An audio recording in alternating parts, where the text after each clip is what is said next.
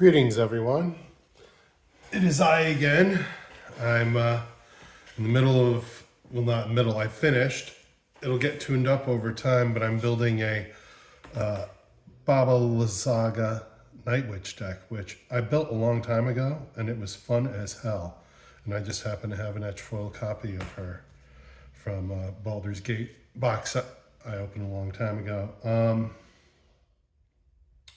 So she says, tap sacrifice up to 3 permanents. If there were 3 or more card types among the sacrifice permanents, each opponent loses 3 life.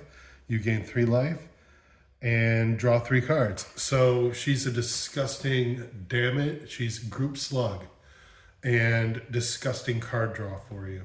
Now, I haven't finished this. Well, it's finished, but I've got a few days to tune it up. It'll get tuned up. But basically what you're trying to do is get cards that are multiple card types. And you're not going to be able to do that all the time, but you're trying to find as many as you can. So I'm stopping building this today because the deck it's done. It'll work when I play it, but I want it to get a bit optimized. And as far as I know, I have to look it up, but I don't think that this is anything. This might be bracket 2 or 3.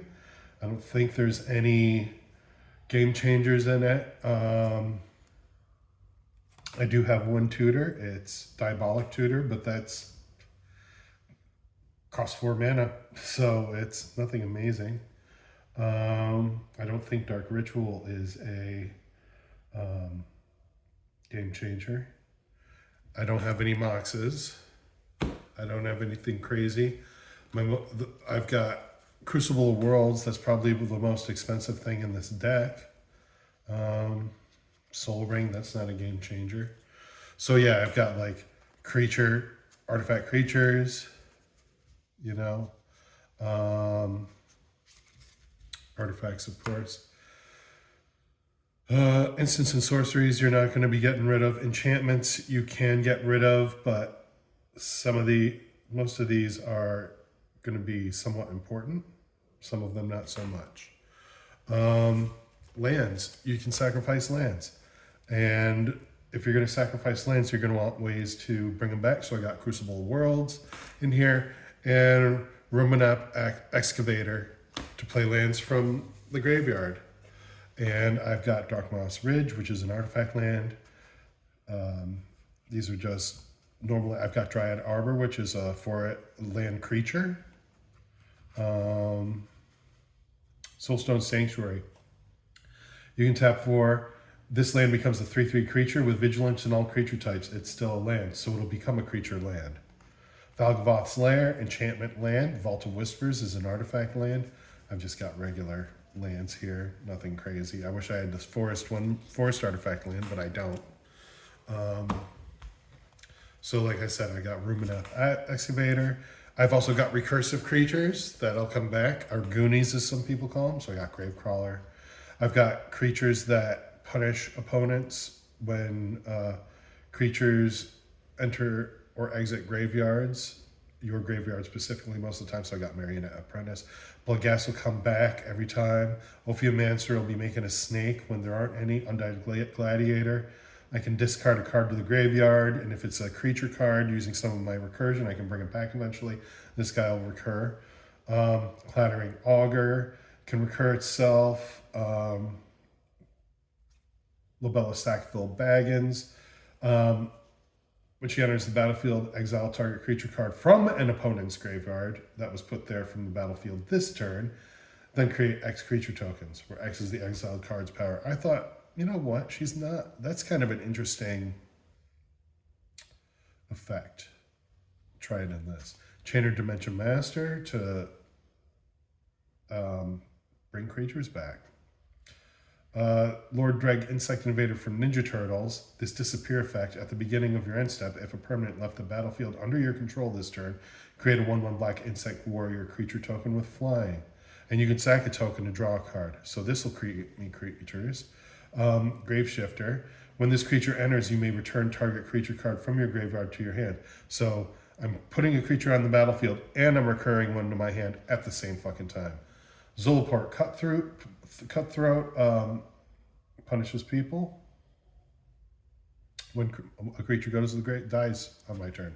Vermingorger, I can sack creatures and everyone, it's kind of like a mini Lysaga. Sacrifice a creature, each opponent loses 2 life, and I gain 2 life. Vengeful Blood Witch is kind of like, what is it? What's her name? Blood Artist. Marauding Blight Priest, whenever you gain life, each opponent loses 1 life. Chopping Changeling, when it enters, destroy up to 1 target artifact or enchantment. So another point of this deck is when you bring things, when you have things enter, you want them to enter and have an effect as well. So I'm trying to have a few of those cards in here. Tireless Provisioner is just good because it's an awesome elf card. And whenever a land enters the battlefield under your control, create a food token or a treasure token. Viscera Seer is another sack outlet to scry Magus of the Bridge. Whenever a non-token creature is put into your graveyard from the battlefield, create a 2/2 black zombie creature token. When a creature is put into an opponent's graveyard from the battlefield, exile Magus of the Bridge. Ashnod Flesh Mechanist, Human Artificer, legendary creature. She's got Death Touch. Whenever Ashnod attacks, you may sack another creature. If you do, create a tap Power Stone token. So it could be sort of they're like colorless treasures. 5 tap 5 of any color, exile a creature card from my graveyard, create a 3/3 colorless zombie artifact creature token.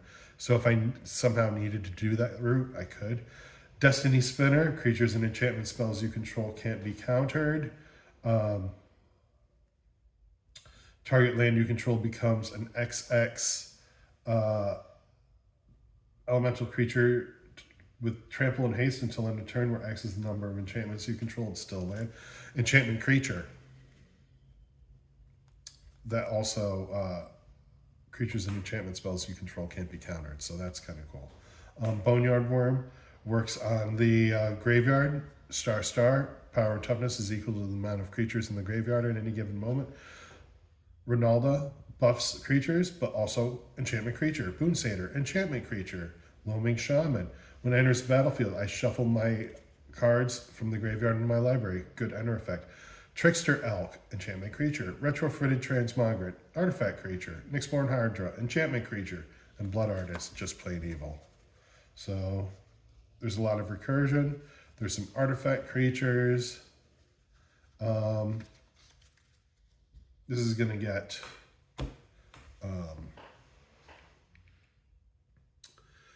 tuned up a little bit more as the week goes on. So Phyrexian Reclamation to recur, Oversold Cemetery recursion, Dawn of the Dead recursion, Phyrexian Arena for card draw. I might switch that out for something else because Lysaga is a fucking monster of an engine on herself. Bastion of Remembrance is punishment. These are just ramp, but maybe I'll keep them, maybe I won't. Arborea is kind of a little mini stacksiness that's not really truly stacks, but you know, if I have a turn and I couldn't do anything, no one can do anything to me. I think, especially yeah, creatures can't attack, so people could like direct damage me if they wanted to, but like no one can swing at me if I couldn't do anything during a turn, which is all right. Moldavine Reclamation punishes people. Nature Ramp. This will recur a bunch of lands from my graveyard if I needed to. If I don't have either Runamap or Crucible out, I can use that. Victimize, Sign in Blood, Diabolic Tutor, Dark Ritual, Ramp, Village Rites, Hand Acceleration, Terror Sunder, what is it? Creature Destruction. Lull is like Moment's Peace or Fog. Tainted Treats, that is Destruction. Putrefied Destruction. Collective Resistance is Destruction as well. Now, for Crucible of Worlds, Recursion of Lands, Leaden Mirror, Artifact Creature, Kind of an artifact creature, skull clamp for my 1/1 tokens. Arcane Signet ramp, ice cream critic, artifact creature. Protection protection for your commander, Swiftfoot. Haywire Mites, artifact creature with a built-in ability. So if it says 3, but like if you had like an enchantment artifact creature, which I haven't seen, maybe there's one. I could just select that one, and since it's got 3 card types on it, boom, gone.